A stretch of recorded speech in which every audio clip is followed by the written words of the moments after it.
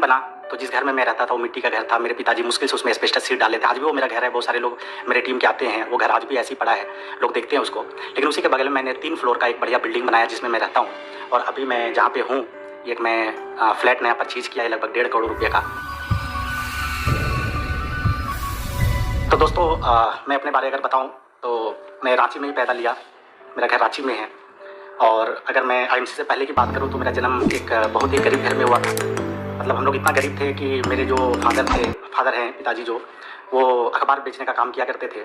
और मेरे जो दादाजी वो ईंट भट्टा में मजदूर थे। हम 4 भाई बहन, एक मिट्टी का 2 रूम का कमरा था, उसमें हम अपने पिताजी और मेरी माँ और हम 4 भाई बहन उसमें रहा करते थे। तो मेरे पिताजी का उतना इनकम नहीं होता था कि हमें एक बहुत बढ़िया ज़िंदगी दे पाते। लेकिन फिर भी मैं उनका शुक्रगुजार हूँ, उनका थैंकफुल हूँ कि वो जितना भी कमाते थे, जितना भी वो उनका हैसियत था, जितना वो करते थे, वो बढ़ के हमारे लिए किए। कम से कम हमें पास के एक स्कूल में भेजते थे, सरकारी स्कूल में, जहाँ पे हम चारों भाई बहन पढ़ाई करते थे। और बहुत बढ़िया तो नहीं, हम ये नहीं बोल सकते कि हम ज़िंदगी को बहुत मज़े से जी रहे थे, लेकिन हम ज़िंदगी को काट रहे थे। किसी तरह ज़िंदगी आगे बढ़ रही थी। दोस्तों मुझे याद है कि जब मैं स्कूल में क्लास 4-5 में पढ़ता था तो स्कूल का जो ड्रेस होता था, ब्लू हाफ पैंट और आसमानी कलर का शर्ट, तो घर में पहनने के लिए हमारे पास कपड़े नहीं होते थे। तो मेरे पिताजी का जो पुराना पैंट होता था, तो वो जब फट जाता था तो मेरी माँ उसको कटवा के और उसको सिलवा के हमारे लिए हाफ पैंट बनवाती थी और हम लोग घर में पहनते। तो ऐसे हमारे हालात थे। तो दोस्तों दिन आगे गुजरता गया, चल रहा था सब कुछ जैसे तैसे चल रहा था। लेकिन जब मैं क्लास 9th में पहुँचा तो क्लास 9th में एक बहुत ऐसी घटना घटी हमारे साथ कि हमारा पूरा परिवार एक तरह से तबाह हो गया। मेरे पिताजी को एक पैलिसिस का अटैक आया जब मैं क्लास 9 में पढ़ता था। पैलिसिस का अटैक आया, हम लोग उसको उठा के डॉक्टर के पास लेके गए। रांची में क्रीम्स बोल के सरकारी हॉस्पिटल है, वहाँ पे लेके गए। डॉक्टर ने चेकअप किया, ट्रीटमेंट किया, 2-3 दिन वहाँ पे रखे।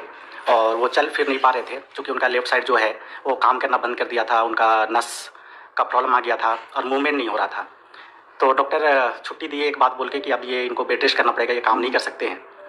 तो दोस्तों आप एक चीज़ सोचिए कि घर में कमाने वाला मुखिया, जिसके कमाई से हमारा घर चलता था, अब वो कमाने लायक नहीं रहा। वो घर में आ गया, बिस्तर में आ गया और बेड रेस्ट उनको बोला गया। दोस्तों मेरी माँ पढ़ी लिखी नहीं है, बिल्कुल स्कूल कभी नहीं गई।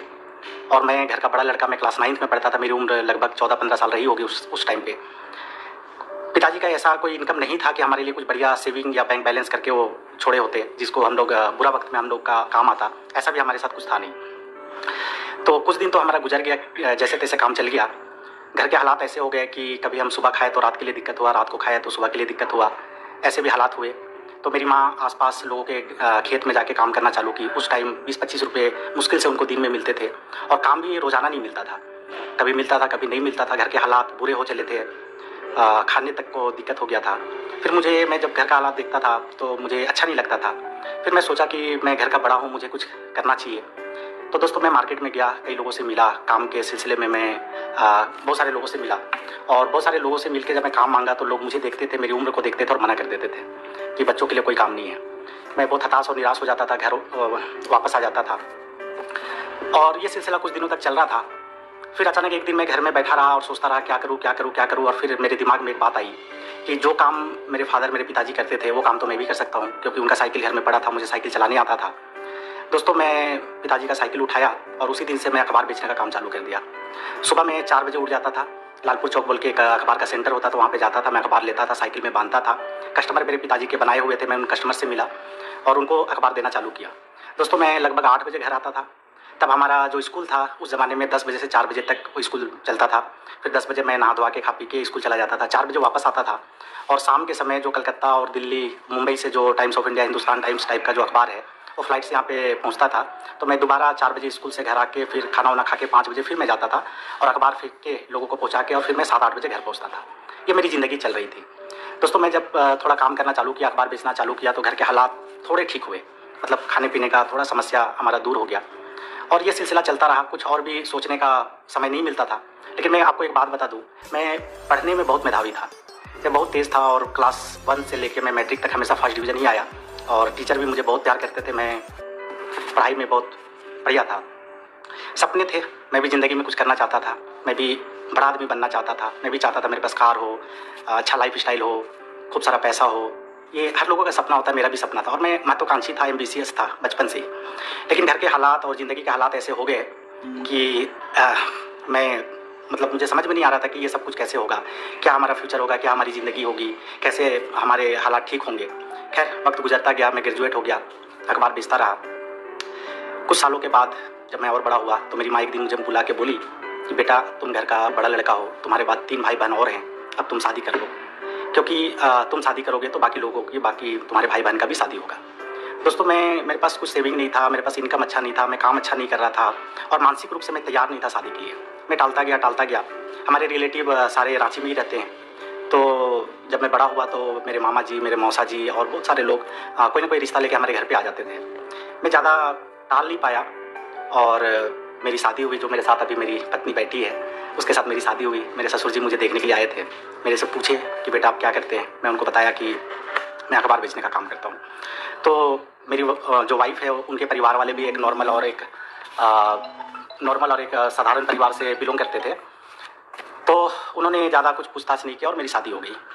दोस्तों जब शादी हुई तो मेरा परिवार बड़ा हो गया, क्योंकि अब ससुराल पक्ष भी हमारे साथ जुड़ गया और खर्चे बढ़ गए। परिवार तो बड़ा हुआ लेकिन इनकम अब भी उतना ही था। और आपको पता है कि जब शादी होती है तो लोगों का आना जाना बढ़ता है, पर्व त्यौहार में लोग बुलाते हैं। तो मेरे घर में भी वो सिलसिला चालू हो गया। कभी किसी के घर में कोई बर्थडे हो गया, कोई मर गया, कोई जी गया, कोई त्यौहार आ गया, तो खर्चे बढ़ने चालू हो गए, लेकिन इनकम अभी भी उतना ही था। और शादी के लगभग 1.5 साल के बाद मेरी एक बिटिया हुई, एक मेरी बेटी हुई। और जब बेटी हुई तो घर में खुशी का माहौल था, घर में लक्ष्मी आई, सारे लोग बहुत खुश थे।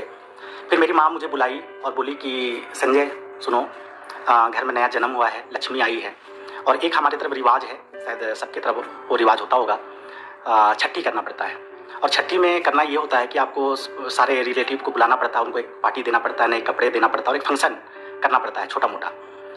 मेरे पास पैसे नहीं थे। मेरी माँ मुझे बोली कि बेटा अगर तुम ये फंक्शन नहीं करोगे तो तुम्हारे ससुराल में जितनी भी तुम्हारी सासें हैं, सास, वो हमारे घर का पानी भी नहीं पिएंगी, मतलब ये हमारा रिवाज है। तो उस टाइम पे दोस्तों मैं क्या बताऊँ आपको, जितने भी मेरे दोस्त थे, मेरे रिलेटिव थे, मैं सारे लोगों से थोड़ा उधार लेना चालू किया और जैसे तैसे करके, कैसे भी कटौती करके मैंने ये फंक्शन पूरा किया। जब ये पूरा फंक्शन बीत गया, छठी हो गया, फिर बैठ के एक दिन मैं और मेरी वाइफ हिसाब लगा रहे थे कि कितना खर्च हुआ और कितना कर्ज हुआ हमारे ऊपर। तो दोस्तों 60,000 रुपये का कर्ज हमारे ऊपर हो चुका था। 60,000। अखबार बेचने वाला के ज़िंदगी में जो मुश्किल से 7-8 हज़ार रुपये मैं मुश्किल से कमाता था, 60,000 रुपये का कर्ज मेरे ऊपर आ चुका था। अब मुझे समझ में नहीं आ रहा था कि अब कैसे क्या होगा, आगे क्या, कैसे मैं कर्ज से मुक्त होऊंगा, कैसे मेरा इनकम बढ़ेगा। फिर तब तक मेरा मंझला भाई भी बड़ा हो चुका था। मैं एक दिन उसको बुलाया और बोला कि भाई एक काम करो कि अखबार बेचने का काम अब तुम संभाल लो, क्योंकि मेरे इनकम से तो घर चलेगा नहीं और मैं कोई दूसरा काम कर लेता हूँ। फिर मैं काम के सिलसिले में कई लोगों से मिला। मेरे एक दोस्त सुबोध जी रांची में रहते थे, सुबोध कुमार सिंह, वो एयरसेल कंपनी का डिस्ट्रीब्यूटर हुआ करते थे। मैं उनसे मिला और जाके मुझे एयरसेल कंपनी में एक इंटरव्यू दिलाए।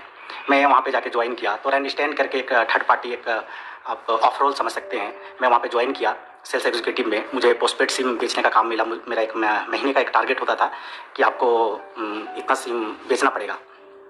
मैंने उसको ज्वाइन कर लिया और जब मुझे बताया गया कि आपका सैलरी जो होगा वो 8,228 रुपया, मतलब मेरे जितने भी कलीग थे जो मेरे साथ वहाँ पे ज्वाइन किए थे, वो एक फिक्स सैलरी था, 8,228 रुपये ही मिलना था। वो थर्ड पार्टी के थ्रू मैं ऑफ रोल में वहाँ पे ज्वाइन किया। तो दोस्तों थोड़े हालात ठीक हुए, क्योंकि भाई भी अब कमाने लगा, मैं भी कमाने लगा, तो किसी तरह आगे चल रहा था। लेकिन क्या है कि बेटी बड़ी हो रही थी, कभी वो बीमार पड़ जाती थी, घर में खर्चे हो जाते थे, त्यौहार आ जाता था, कुछ ना कुछ ऐसा लगा रहता था कि हालात मुश्किल हो जाते थे। और कहा गया है कि जब आपकी ज़रूरतें आपकी इनकम से बड़ी हो जाती है तो ना चाहते हुए भी आपको कर्ज लेना पड़ता है, और वो कर्ज का सिलसिला मेरी ज़िंदगी में आ चुका था। दोस्तों कभी कुछ ऐसा ज़रूरत पड़ जाता था कि महीने के लास्ट में मुझे किसी से 2,000, 1,000, 5,000 रुपये ऐसे बीच बीच में उधार लेना पड़ता था। खैर गुजरा किसी तरह। 2.5 साल मैंने वहाँ पे जॉब किया। 2.5 साल जॉब करने के बाद फिर एक दिन मुझे एक अपॉर्चुनिटी मिला। वोडाफोन से कॉल आया और मुझे बोला गया कि संजय जी अगर आप चाहें तो वोडाफोन में इंटरव्यू दे दीजिए, हमें यहाँ पे ज़रूरत है एम्प्लॉय का। मैं गया वहाँ पे वोडाफोन में जाके इंटरव्यू दिया और मेरा सिलेक्शन हुआ और बताया गया कि आपका सैलरी 13,500 रुपया किया जाएगा अगर आप ज्वाइन करते हैं। मैं सोचा कि मैं 2.5 साल से नौकरी कर रहा हूँ, 8,228 रुपये मिलता है, रांची जैसा शहर में सब कुछ खरीद के खाना है, घर चल नहीं रहा है, कर्जे बढ़ रहे हैं, तो 5,000 का बढ़ोतरी उस टाइम मेरे लिए बहुत बड़ा था। और मैं बिना कुछ सोचे समझे, सोचा समझा तो सब कुछ था, लेकिन मैं बिना देर किए जाके और वोडाफोन ज्वाइन कर लिया। दोस्तों वोडाफोन ज्वाइन किया, मेरी बेटी लगभग 3 साल की हो चुकी थी और उसके बाद मेरा एक और बेटा भी हुआ 3.5 साल के बाद। तो एक बेटा हुआ, खर्चे और बढ़ गए। लगभग 1.5 साल मैं वहाँ पे वोडाफोन में नौकरी किया। सुबह 9 बजे जाता था, रात को 9 बजे आता था, जब तक बॉस ऑफिस में बैठे रहते थे हम आ नहीं सकते थे, क्योंकि जब हम लोग फील्ड सुबह 9 बजे हमसे प्रोजेक्शन पूछा जाता था कि आज किससे मिलोगे, कि आज कितना कनेक्शन आएगा, क्या होगा, वो पूरा बता के जाना पड़ता था। और दिन भर फील्ड में रहने के बाद फिर शाम को एक DSR डेली सेल्स रिपोर्ट हमें फिलअप करके बॉस को देना पड़ता था। और बॉस रेंडमली किसी को भी कॉल करके क्रॉस वेरिफिकेशन भी करते थे कि भाई मिला नहीं मिला। तो बहुत दिक्कत थी नौकरी में, 13,500 की नौकरी में मतलब इतना शोषण था और इतना मुश्किल हालात थे कि लोगों से टारगेट भी नहीं हो पाता था। खैर मेरे पास प्लस पॉइंट ये था कि मैं जब 12 साल अखबार बेचा तो लगभग 800-900 कस्टमर मेरे हो चुके थे, जिसमें बहुत सारे लोग बिजनेसमैन थे, बहुत सारे लोगों का NGO था, फैक्ट्री था, बहुत कुछ था।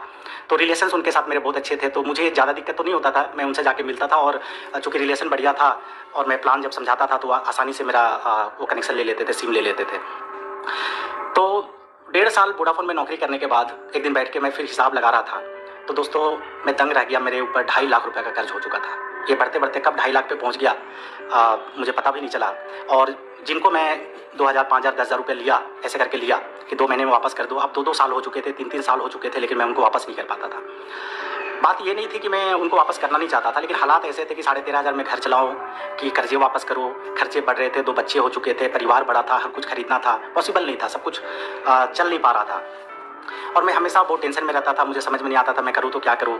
जिस दिन सैलरी होता था मैं घर पे आता था, सैलरी के दिन लोग बहुत खुश रहते हैं, लेकिन जब मैं अपनी वाइफ के सामने आता था तो मेरी वाइफ एक लिस्ट तैयार करती थी कि राशन का इतना, दूध का इतना, बिजली का इतना, गैस का इतना, ये सब कुछ। और एक लिस्ट भी साथ में होता था, क्योंकि मैं अपनी वाइफ से मैं एक सिस्टम बना के रखा था कि मैं कुछ भी अपनी वाइफ से छिपाता नहीं हूँ, हर कुछ शेयर करता हूँ।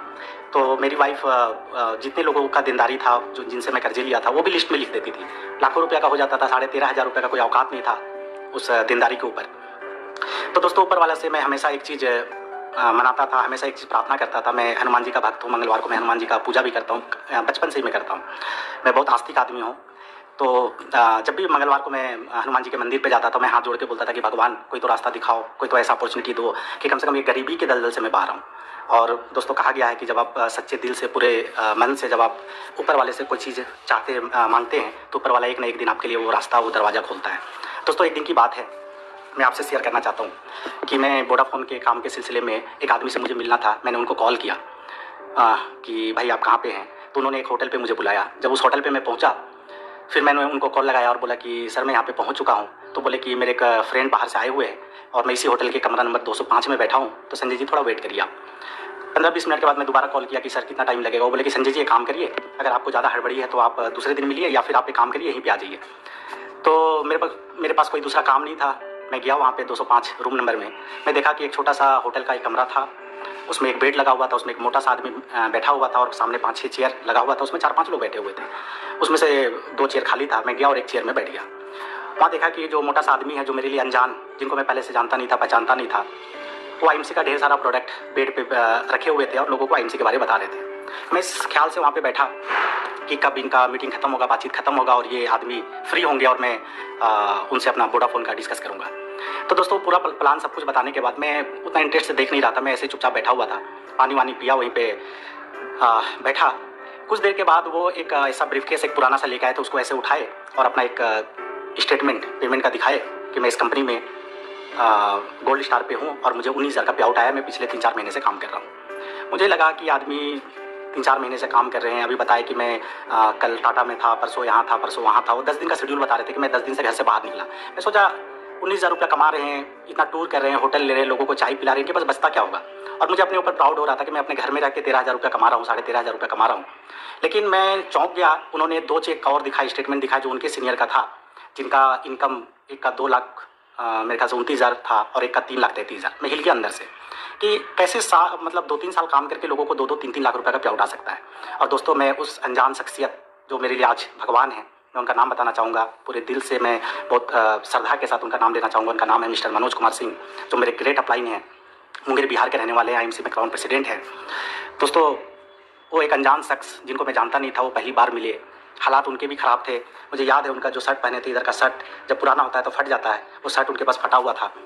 पुराना सा ब्रीफकेस था, पुराना सा बैग था, मोटा सा चश्मा पहनते थे। तो देख के मुझे लगा कि इनके भी हालात बहुत ख़राब, मतलब देख के मुझे तरस आ रहा था उनको। लेकिन दोस्तों आज मैं आपको बता दूं कि मनोज सर मेरे लिए इस धरती का भगवान से कम नहीं है। वो अनजान शख्स कब मेरे अपलाइन बने, कुछ दिनों के बाद मेरे दोस्त बने, कुछ दिन के बाद मेरे बड़े भाई बने, आज मेरे एक परिवार के हिस्सा के जैसे बन चुके हैं। और मैं बहुत शुक्रगुजार हूँ कि उन्होंने मुझे आईएमसी जैसा प्लेटफॉर्म दिखाया, मुझे लेके आया, भरपूर सहयोग किया। और आज जो कुछ भी हो उनके दिखाए और बताए हुए रास्ते की वजह से हो, उनके सपोर्ट की वजह से हो। तो मैं बहुत धन्यवाद देता हूँ मनोज सर को कि ऐसे अपलाइन सबको मिले, ऐसे अच्छे अपलाइन मिले। और दोस्तों मैं अपने अगर लाइन ऑफ स्पॉन्सर के बारे में बताऊँ तो उनके अपलाइन वेद सर, उनका काफ़ी सपोर्ट मिला। धर्मेंद्र चौधरी सर राजस्थान से है, उनको देख देख के मैं बहुत प्रेरित हुआ। पहले क्राउन प्रेसिडेंट बने थे वो आईएमसी में। और अजय मान सर हैं, जसवीर सर हैं, तो काफ़ी लोगों से मुझे काफ़ी सपोर्ट मिला और उन लोगों को देख देख के मैं बिज़नेस किया। और बहुत सारे लोग हैं जो क्रॉस लाइन में भी सीपीज़ हैं, मैं उन लोगों को भी देखता था तो उनसे प्रेरित होता था। तो दोस्तों आईएमसी में मुझे क्या लगा, मैं जब लाखों का प्याउट देखा ना तो मैं लाखों का विचार नहीं आया मेरे मन में। मेरे मन में एक ही सोच आया कि अगर नौकरी करते हुए मैं पार्ट टाइम में इस बिज़नेस को स्टार्ट करता हूँ और महीने का ज़्यादा नहीं, अगर मुझे 10,000 रुपये आना चालू हो गया तो अगले 2 साल के अंदर मैं अपने 2.5 लाख रुपये का कर्ज खत्म कर दूंगा। बस मेरा एक मोटिवेशन था। मैं सिर्फ 10,000 रुपये कमा के 2.5 लाख रुपये का कर्ज खत्म करने का सोच से आईएमसी बिजनेस में आया। और दोस्तों बोलते हैं ना कि जब ऊपर वाला सब कुछ आता है तो आपको रास्ता दिखाता है, आपको अंदर से एक एनर्जी देता है, आपको एक सोच और समझ देता है। उसमें 4-5 लोग जो लोग प्लान देख रहे थे, मैं अच्छी तरह से उनको जानता हूँ, मनोज सर बताए भी थे। आज वो लोग बिजनेस में नहीं है, लेकिन उस दिन जितना भी वो प्रेजेंटेशन दिए उसमें से सिर्फ मैं वो आदमी हूँ जिसको ये आईएमसी बिजनेस समझ में आया और मैंने एक डिसीजन लिया कि मुझे आईएमसी बिजनेस करना है। बहुत सारी बातें हुई मनोज सर से, मैं ऑफिस गया बात करके। दोस्तों मैं एक बात और बताना चाहूँगा कि जब मैं वो प्लान देखा ना, मनोज सर आएंगे लाइव, वो बताएंगे भी आपको। 25 रुपये का फॉर्म आता था आईएमसी में ज्वाइन करने के लिए। मैं पूरा अपना पॉकेट ना चेक किया और मेरे पास सिर्फ 24 रुपया था उस दिन मेरे जेब में आईएमसी ज्वाइन करने के लिए। मैं बोला कि मनोज सर मेरे पास 24 रुपया है। बोले कोई बात नहीं संजय जी, पैसा क्या है, लेकिन भी मैं उनको 24 रुपया दिया और आईएमसी ज्वाइन किया। दोस्तों एक बात और मैं बताना चाहूँगा कि जब मैं आईएमसी ज्वाइन किया ना, वो जनवरी का महीना था 2015, तब खरवास एक महीना होता है हमारी तरफ जिसको खरवास बोलते हैं। और कोई भी शुभ काम खरवास में नहीं किया जाता, जैसे शादी करना, घर बनाना, कोई नया बिजनेस स्टार्ट करना, तो खरवास में लोग नहीं करते हैं। लेकिन मैं इन सब चीज़ों को नहीं मानता हूँ। मैं ऊपर वाले के ऊपर, भगवान के ऊपर अटूट विश्वास रखता हूँ कि वो चाहेंगे तो सब कुछ होगा, वो नहीं चाहेंगे तो कुछ भी नहीं होगा। और मेरी वाइफ भावुक हो गई थोड़ा सा। तो दोस्तों बहुत सारे लोग इस बात को लेके आईएमसी में नहीं जुड़े कि अभी खरवास का महीना चल रहा है तो हम नया काम स्टार्ट नहीं करेंगे, लेकिन मैं ज्वाइन कर लिया। ऑफिस गया, ऑफिस के बाद मैं शाम को मन नहीं लग रहा था, 7 बजे मैं ऑफिस से निकला, मनोज सर को फ़ोन किया और बोला कि सर मैं ये पूरा बिजनेस फिर से समझना चाहता हूँ। बोले कि आज ये होटल में। मैं गया, वो पूरा 1 घंटे का फिर से बिजनेस प्रेजेंटेशन दिया। मेरे पास एक 1200 रुपये का माइक्रोमैक्स का मोबाइल हुआ करता था। मैं मोबाइल का चिप को खाली किया और जितना प्रेजेंटेशन दिए ना, मैं सारा का सारा रिकॉर्डिंग कर लिया दोस्तों, क्योंकि मुझे पता था कि 600 किलोमीटर दूर से मनोज सर रोज़ मेरे लिए तो आईएमसी में सपोर्ट करने नहीं आएंगे, फ़ोन पे ही रहेंगे, लेकिन काम मुझे खुद करना पड़ेगा। और मैं घर में जाके उसको ईयरफोन लगा के रोज़ सुनना चालू किया। वो जैसे तुलसी के बारे बताए, एलोवेरा के बारे बताए, जैसा बिजनेस प्लान बताए, मैं एक एक बात को रट लिया। और अगले दिन से ऑफिस में जाता था, 9 बजे अटेंडेंस लगाता था और मुझे एक धुन सवार हो गया कि आईएमसी में मुझे लोगों को जोड़ना है। तो जितने मेरे कस्टमर थे, जितने मेरे दोस्त थे, मेरे जान पहचान थे, मैं सारे लोगों को आईएमसी बताना चालू कर दिया। पहला व्यक्ति जो मुझे मिले वो शैलेश साहू जी हैं, हरिंदर जी हैं, उड़ीसा में केसी मिश्रा जी, ऐसे कई लोग मुझे मिलते चले गए। और दोस्तों पहला ही महीना मैंने 127 लोगों को ज्वाइन कराया। दोस्तों आईएमसी में काम करना उतना आसान नहीं था, क्योंकि जिस वक्त मैंने आईएमसी में ज्वाइन किया पूरे झारखंड में आईएमसी का एक भी स्टोर नहीं था, एक भी स्टोर नहीं, प्रोडक्ट नहीं मिलता था, मीटिंग नहीं होती थी, किसी के पास अचीवमेंट नहीं था, कोई दिखाने वाला नहीं था कि मैं आईएमसी से 10,000 रुपये महीना कमा रहा हूँ। ऐसे कुछ भी एग्जाम्पल नहीं थे, सब कुछ जीरो था। और जब हम लोगों के पास जाते थे, आईएमसी का प्लान बताते थे तो बोलते थे प्रोडक्ट कहाँ मिलेगा।